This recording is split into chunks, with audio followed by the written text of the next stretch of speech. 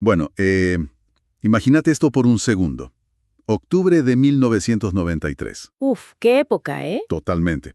Imagínate que estás caminando por el centro de Buenos Aires. Plena calle Florida, digamos. Un día cualquiera. Exacto. Y de la nada, alguien te frena, te venda los ojos y te da a probar 2 vasos de gaseosa. Sin etiquetas, sin los logos clásicos. Nada, nada a la vista. Solo el sabor puro y duro. Y lo que en la superficie parece, no sé, una simple y hasta divertida activación de marketing, terminó desatando una barbaridad. Una tormenta. Una de las batallas legales y comerciales más brutales y millonarias de la historia reciente en nuestro país. Es que, a ver, lo fascinante de este conflicto y lo que vamos a analizar hoy no es solo la guerra publicitaria en sí, Claro. sino cómo expuso los engranajes más profundos de nuestro sistema judicial. Porque de repente los tribunales argentinos tuvieron que procesar y regular una estrategia agresiva para la cual técnicamente no existía un manual de instrucciones explícito.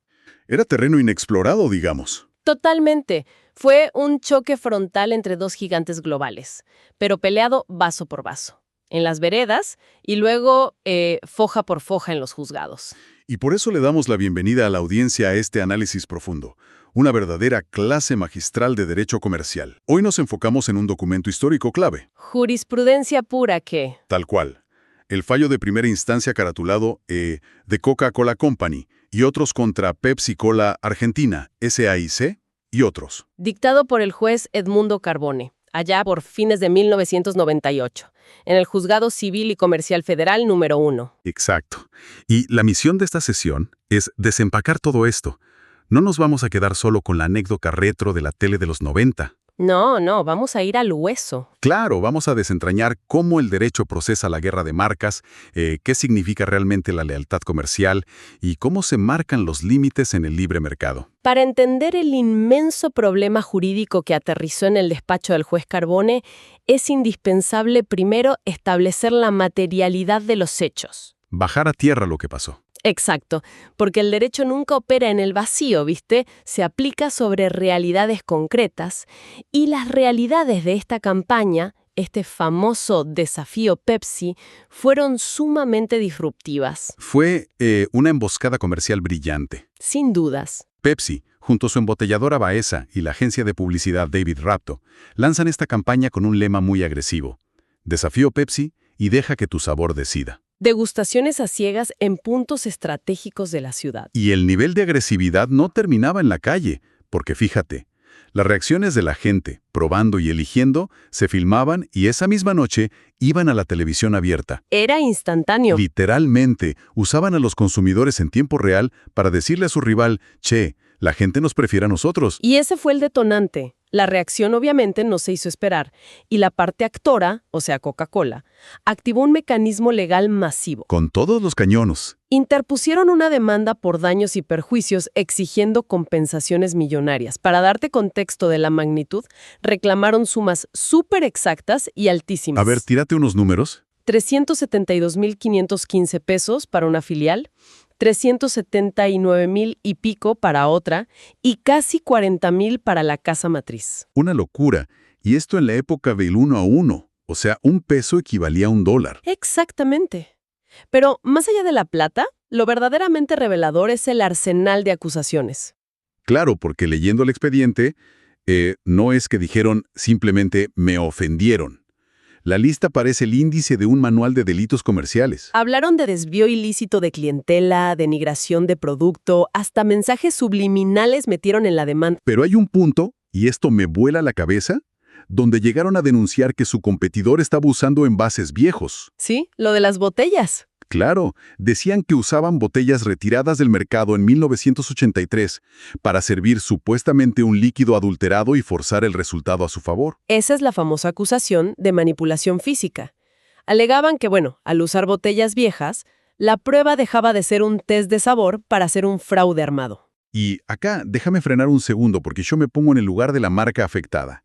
Y si analizo la mecánica, hay una simetría de poder brutal. A ver cómo lo ves. Es como, imagínate, es como si te invitaron a una pelea de boxeo, ¿no?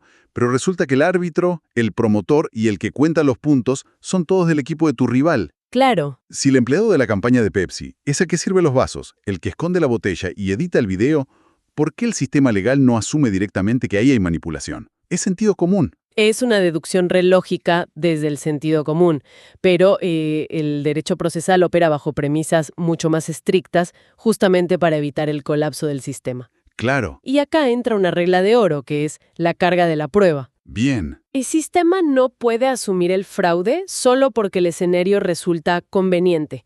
Si el derecho permitiera frenar operaciones comerciales por una simple sospecha, cualquier empresa paralizaría su competencia acusándola de trampa. O sea, no basta con llorar fraude, en criollo. No, ni a palos. Tenés que traer el arma humeante, digamos. Quien alega una mala intención tiene la obligación ineludible de probarla. Y acá es donde la parte demandada hizo una jugada maestra para blindarse. Porque no salieron a la calle sino más a la Bartola. No. Se blindaron de manera preventiva. Primero, presentaron estudios de mercado propios, previos a la campaña. Ah, ya sabían que ganaban. Claro, las encuestas ya indicaban que más del 51% prefería su bebida.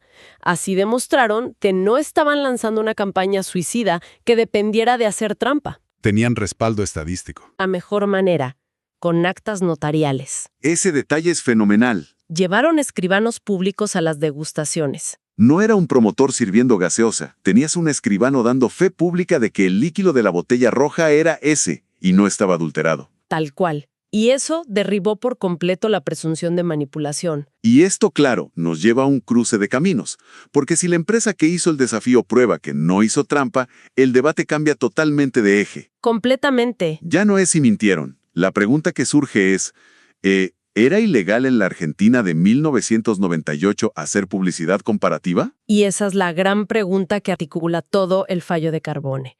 Porque la demanda argumentaba que nombrar al competidor era, por definición, ilícito. Claro, un robo de imagen, decían. Pero el juez aborda esto desde una máxima fundamental del derecho argentino. Nadie está privado de lo que la ley no prohíbe. Claro, el famoso principio de reserva. Exacto. Y el vacío legal era innegable. No existía, ni en el Código Civil, ni en la ley de marcas de ese momento, un precepto que prohibiera la publicidad comparativa per se. Entonces, si lo bajamos a tierra, ¿qué significa esto? Era un vale todo, el mercado de una zona liberada. No en absoluto. Que no haya una prohibición específica no significa que estés desregulado. Cuando hay un vacío así, el sistema usa sus filtros más amplios. En este caso, el filtro jurídico principal recayó sobre el famosísimo artículo 953 del Código Civil. El comodín legal de Vélez Sarsfield, digamos. En pilar maestro.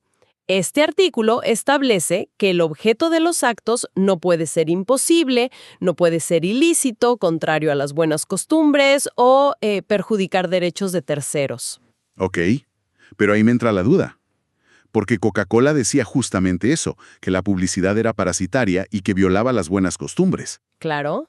¿Cómo logra un juez medir algo tan abstracto como las buenas costumbres en una pelea publicitaria? Ese es el gran mérito del fallo. El juez Carbone desmenuza esto y determina que, para caer en el 953, debe haber engaño. Falsedad real. Tiene que haber afirmaciones engañosas o falsedades objetivas. Si yo comparo mi producto con el tuyo con datos reales, estoy informando. Si miento para resaltar, ahí sí violo la buena fe y las buenas costumbres. Y ahí es donde la estrategia de la demanda hace agua por todos lados. Se hunde. El tribunal utiliza un término técnico que es lapidario, orfandad probatoria. ¿Qué frase orfandad probatoria? Es decir, el expediente estaba vacío de pruebas reales de mala fe. Literalmente vacío. En nuestro derecho, la buena fe se presume. El que alega la mala fe, según el artículo 377 del Código Procesal, tiene la carga de probarla. Y no pudieron probar nada. No lograron probar ni la adulteración del líquido, ni el engaño televisivo, nada. Y hablando de la tele, acá es donde la cosa se pone realmente interesante, porque hay un incidente específico con un comercial. Oh, el tema del logo. Claro. En un aviso de televisión, la botella perdedora aparecía tapada por una franja negra muy gruesa, pero por una fracción de segundo, un error de edición, se coló el logotipo inconfundible de la botella rival. Un desliz técnico enorme. Un parpadeo, digamos. Pepsi dijo que fue un error humano y mandaron una versión corregida enseguida. Pero Coca-Cola vio ese frame, ese cuadro, y dijo, esto es infracción marcaria directa. Apropiación de imagen, claro. Y si lo pienso desde el sillón de mi casa, tiene lógica. Si yo registro una marca, es para que nadie la use.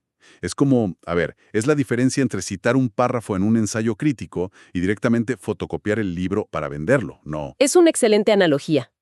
Y si conectamos esto con el panorama general del derecho marcario, la distinción técnica es clave. ¿Cómo lo separa la ley? Hay que diferenciar el uso indebido de una marca de una mera referencia implícita o explícita. O sea, mostrar la botella no es adueñarse de la receta. Exacto.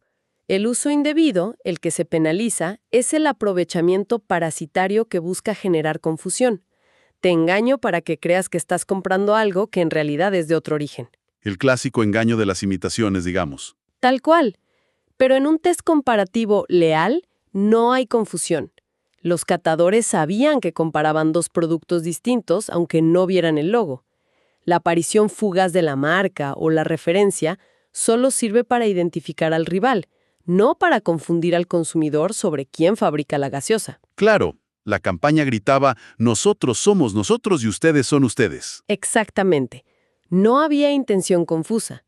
Y esto introduce al verdadero protagonista silenciado de todo este fallo. ¿Quién? El consumidor. Ah, el que toma la gaseosa en la calle. El de a pie. El fallo destaca muchísimo que no se denigró a la actora. Los catadores, la gente común, simplemente daba su parecer subjetivo sobre un sabor. Totalmente. Y el juez dice, si la mayoría eligió Pepsi, la elección fue de los consumidores, quienes encima ignoraban qué bebían hasta dar su veredicto. Es verdad, estaban con los ojos vendados. ¡Claro! Entonces el sistema de competencia lo que hace es proteger el derecho del público a estar informado y a elegir libremente, sin que las marcas decidan por ellos. O sea, le dicen a la empresa, ustedes no son dueños del paladar de la gente. Palabras más, palabras menos, sí. Ahora, hasta acá vimos cómo se desarmó el fraude por la orfandad probatoria, cómo pasaron en el filtro del Código Civil y el rol del consumidor. Todo sólido. Pero, y esto es lo mejor de todo el caso, el tribunal se guardaba un último argumento, un argumento definitivo, lapidario, un as bajo la manga que no tenía que ver con las botellas. El golpe de gracia, ¿eh? Tenía que ver con el archivo de la propia marca que demandaba. Esto plantea un interrogante jurídico y filosófico bellísimo. Entramos de lleno en la doctrina de los propios actos. Explícame esto. En la jerga usamos el aforismo latino, venire contra factum propium. Ah, sacaste latín, muy de profe de derecho. Siempre hay que meter un poco de latín. Básicamente, esta doctrina dice que nadie puede ponerse en contradicción con sus propios actos. Ok. No puedes ejercer una conducta que sea totalmente incompatible con otra conducta tuya anterior, deliberada y jurídicamente relevante. O sea, no puedes borrar con el codo lo que escribís con la mano. En términos recontracriollos es eso. Exige lealtad y coherencia. Y la agencia de publicidad David Ratto y Pepsi hicieron su tarea acá. Sí. La investigación que hicieron fue tremenda, porque demostraron que The Coca-Cola Company, la misma empresa que lloraba en los tribunales de Buenos Aires, realizaba agresivas publicidades comparativas contra Pepsi en Estados Unidos. Una doble vara escandalosa. Total. Y acá te leo casi entre risas, porque la conclusión del juez Carbone, fíjate la elegancia para pegar este carpetazo procesal. A ver.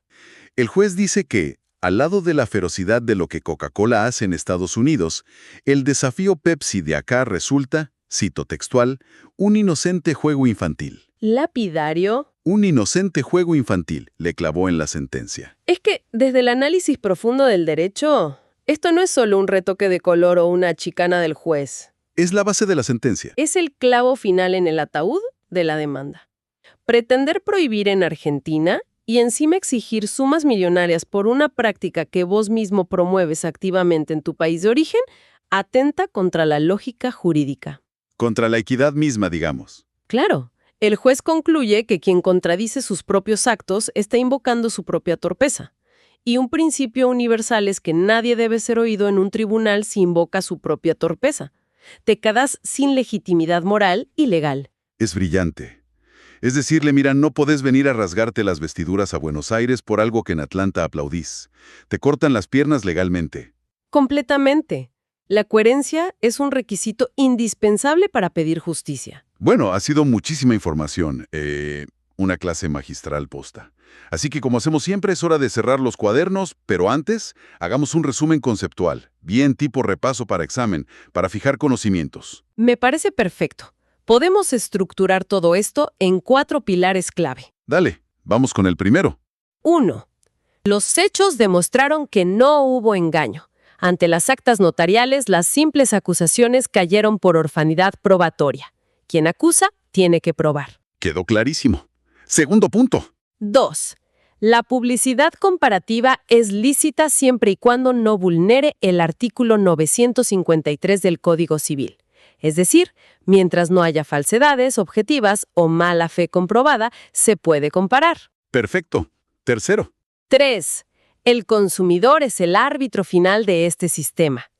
Las personas tienen derecho a elegir basándose en la comparación y no son sujetos manipulables por defecto. El derecho a la información por sobre el ego marcario. Y el cuarto, mi favorito. 4. La doctrina de los propios actos. Nadie puede quejarse en la justicia de una conducta que uno mismo practica habitualmente. Nadie puede invocar su propia torpeza. Impecable. 4 pilares para entender cómo respira el derecho comercial argentino. Y para despedir esta cátedra, quiero dejar una última reflexión. Un pensamiento provocador flotando en el aire para quienes nos escuchan. A ver con qué cerrás hoy. Fíjate que vivimos en un mundo hiperglobalizado. Si el derecho exige coherencia y castiga la contradicción, la pregunta es, ¿hasta qué punto el comportamiento ético o comercial de una multinacional en su país de origen le dicta su legitimidad moral y jurídica para venir a reclamar protección en los tribunales de otro país completamente distinto? Una excelente pregunta. Las fronteras ya no borran el historial de conducta. Exactamente. Se le puede exigir a una corporación un estándar de lealtad único a nivel mundial. Queda para pensarlo con la almohada. Gracias por sumergirse con nosotros en este análisis profundo. Ha sido un placer. Nos encontramos en la próxima. Chao, chao.